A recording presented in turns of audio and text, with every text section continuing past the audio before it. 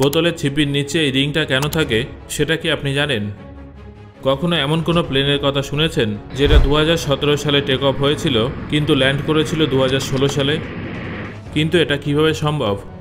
সিনেমায় ট্রেনের দৃশ্যগুলো কিভাবে শ্যুট করা হয় সেটা কি দেখেছেন? সেটা কি আপনি জানেন?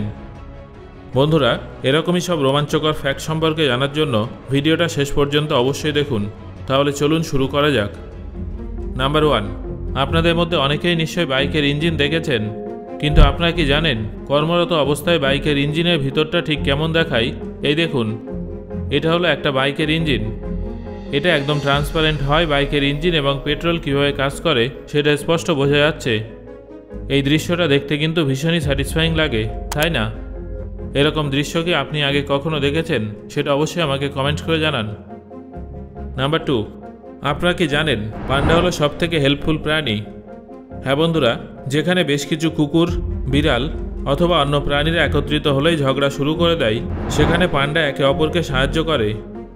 স্ক্রিনে দেয়া ছবিটা দেখুন, তাহলেই বিষয়টা আপনাদের কাছে স্পষ্ট হয়ে যাবে। দেখলেন তো কিভাবে একটা পান্ডা আরেকটা পান্ডাকে উপরে ওঠার জন্য সাহায্য করছে। নাম্বার 3, আমাদের মস্তিষ্কের মধ্যে বিপদ সম্পর্কে অনুমান করার একটা বিশেষ ক্ষমতা আছে। তাই কখনো যদি কোনো মানুষকে দেখে আপনার মনে হয় যে সেই ব্যক্তি বিপজ্জনক হতে পারে, তাহলে আপনার নিজের মস্তিষ্কের অনুমানকে গুরুত্ব দেওয়া উচিত। তার 90% ক্ষেত্রে গাট ফিলিং সত্যি প্রমাণিত হয়। এটা কিন্তু বাচ্চাদের ক্ষেত্রেও প্রযোজ্য। নাম্বার 4, যখন ডলফিন জন্মায় তাদের শরীরে 38% লোম থাকে, কিন্তু একটু বড় হওয়ার সঙ্গে সঙ্গে সেই লোমগুলো ঝরে যায়। জন্মানোর প্রায় 3 সপ্তাহ পরে তাদের শরীরে একটাও লোম থাকে না। আসলে তাদের যাতে সাঁতার কাটতে কোনো সমস্যা না হয় সেই জন্য লোমগুলো ঝরে যায়। অদ্ভুতভাবে একবার লোমগুলো ঝরে যাওয়ার পর আর কখনো তাদের শরীরে লোম ওঠে না।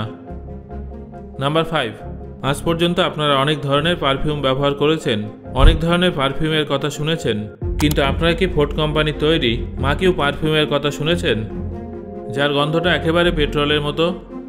হ্যাঁ বন্ধুরা, যারা ইলেকট্রিক গাড়ি চালায় কিন্তু পেট্রোলের গন্ধ মিস করে, তাদের জন্য এই পারফিউমটা তৈরি করা হয়েছে। নাম্বার 6, আপনারা কি জানেন 1986 সালে একটা ড্রিঙ্কিং গোট টেক্সাসের একটা ছোট শহরের মেয়র হিসেবে নির্বাচিত হয়েছিল? হ্যাঁ বন্ধুরা, আপনারা ঠিকই শুনেছেন। প্রথম সবার মনে এই প্রশ্নটা উঠছিল যে একটা নেশাখোর ছাগলকে কী কারণে মেয়র বানানো হলো।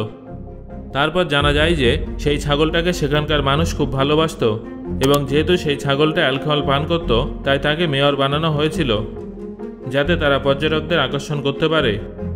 অদ্ভুতভাবে তাদের এই স্কিমটা কাজেও এসেছিল, এবং অনেক পর্যটক শুধুমাত্র এই ছাগলটাকেই দেখতে সেখানে যেত এবং তার জন্য অ্যালকোহল সঙ্গে নিয়ে যেত। নাম্বার 7, এই ছবিটা দেখে আপনাদের নিশ্চয়ই চোখ ধাঁধিয়ে যাচ্ছে।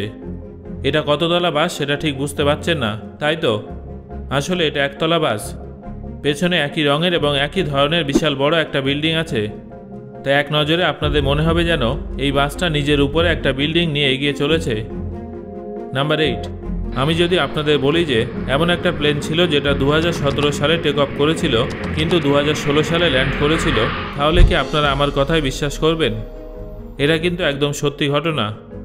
2017 সালের 1 জানুয়ারি UN 980 ফ্লাইটটি সাংহাই শহর থেকে রওনা দিয়েছিল, কিন্তু অদ্ভুতভাবে সান ফ্রান্সিসকোতে ল্যান্ড করেছিল 2016 সালের 31 ডিসেম্বর।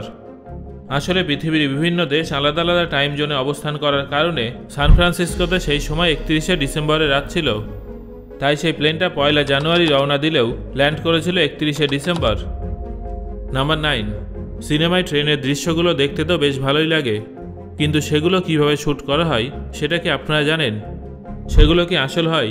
এর উত্তর হলো না।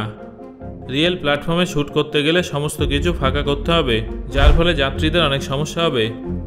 এছাড়াও চলন্ত ট্রেনে শ্যুট করা অনেক ঝুঁকিপূর্ণ একটা ব্যাপার। সেই জন্য সিনেমায় যে সমস্ত ট্রেনের দৃশ্য দেখানো হয় সেগুলো CGI এর সাহায্যে বানানো হয়, অথবা একটা আসল স্টেশনের মতো একটা ফেক স্টেশন বানানো হয়, যেখানে একটা বগিযুক্ত নকল ট্রেন থাকে যার মধ্যে বাসের টায়ার লাগানো হয়।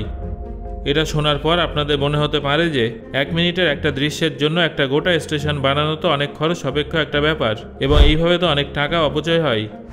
কিন্তু না, আসলে এই ধরনের স্টেশনগুলো একবার তৈরি করার পর সেখানে সামান্য কিছু পরিবর্তন করে একাধিক সিনেমা শুটিং করা হয়। নাম্বার 10, বোতলের ছিপির নিচে এই ধরনের রিং কেন থাকে সেটা কি আপনি জানেন? অনেকের ধারণা যে এটা এমনি এমনি বানানো হয়, তবে এটা ভুল ধারণা। কোম্পানি কখনো শুধু শুধু প্লাস্টিক অপচয় করবে না, কারণ এরকম দুটো রিং দিয়ে তারা একটা ছিপি তৈরি করতে পারবে। আসলে এই রিংটার মূলত দুটো কাজ আছে। প্রথমত, সোডা বা যে সমস্ত ড্রিঙ্কসে গ্যাস থাকে সেই সমস্ত ড্রিঙ্কস থেকে যাতে গ্যাস বাইরে বেরোতে না পারে সেই জন্য এটা সিল করার কাজ করে, যা ছিপিকে শক্ত করে আটকে রাখে। এর দ্বিতীয় কাজ হলো বোতলটা যে ব্যবহৃত হয়েছে সেটা বোঝানো। আসলে অনেকে বোতল ব্যবহার করার পরেও তার মধ্যে জল ভরে বিক্রি করে। এই বিষয়টা মাথায় রেখে কোম্পানি বোতলে এই ধরনের সিল লাগিয়ে দেয়। তাই সিল ভাঙা থাকলে সেই বোতল কখনোই কেনা উচিত নয়। নাম্বার 11। আচ্ছা, আপনার কি ফোনে কথা বলতে ভালো লাগে না? কারোর ফোন আসলেই মনে হয় ফোনটা কেটে যাক? তাহলে আপনি এই ট্রিক্সটা অবশ্যই ফলো করবেন। যখনই কারোর ফোন ধরবেন তার আগে একবার হাসবেন, কারণ যখন আপনি হাসি মুখে কারোর ফোন রিসিভ করবেন তখন আপনার ভয়েসটা হ্যাপি শোনাবে আর যে কোনো বোরিং কনভারসেশনও ইন্টারেস্টিং মনে হবে। তাই ট্রিক্সটা অবশ্যই একবার ট্রাই করে দেখবেন। নাম্বার 12। 80 এবং 90-এর দশকে প্রায় প্রত্যেকটা বাড়িতেই এই ধরনের চামচ দেখা যেত। যদি আপনি সেই সময় জন্মে থাকেন তাহলে আপনি আপনার বাড়িতে কিংবা আপনার আত্মীয় স্বজন, বন্ধুবান্ধব কারো না কারোর বাড়িতে এই ধরনের ডিজাইনযুক্ত চামচ নিশ্চয়ই দেখে থাকবেন। কি ঠিক বললাম তো? নাম্বার 13। সাধারণত যখন কোনো বাড়ি তৈরি হয় তখন তার সেই জমির মধ্যে থাকা গাছগুলো কেটে ফেলা হয়। তবে এই বাড়িটার ডিজাইন যে তৈরি করেছিল সেই ইঞ্জিনিয়ারের বুদ্ধির প্রশংসা না করে থাকা যায় না। তিনি গাছটা না কেটেই বাড়িটা সুন্দর করে ডিজাইন করেছেন। যদিও এক্ষেত্রে বাড়ির মালিককেও সাধুবাদ জানাতে হবে।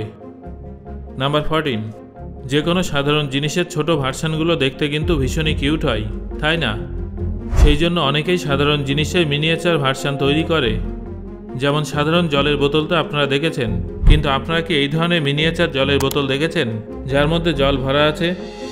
তবে এই ধরনের জলের বোতলগুলো আদৌ কাজের কিনা সেটা আমি বলতে পারবো না। হয়তো এগুলো শুধুমাত্র সাজিয়ে রাখার জন্যই ব্যবহার করা হয়ে থাকে। বন্ধুরা, এবার এই মিনিয়েচার টেবিলটা দেখুন। এর মধ্যে অনেকগুলো ছোট ছোট জিনিস আছে। এই ড্রয়ারগুলো কিন্তু খোলা যায়। এই ছোট ছোট দেশলাই বক্সগুলোর ভিতরে কিন্তু সত্যিকারের দেশলাই কাঠি আছে। বন্ধুরা, ফুচকা তো আপনারা প্রায় সবাই খেয়েছেন, কিন্তু আপনারা কি কখনো এই ধরনের মিনিয়েচার ফুচকা খেয়েছেন? এবার এই ক্যামেরাটার দিকে তাকান। এটা হলো পৃথিবীর সবথেকে ছোট ক্যামেরা। অবাক করা ব্যাপার হলো এর সাহায্যে ছবিও তোলা যায় এবং ভিডিও করা যায়। নাম্বার 15।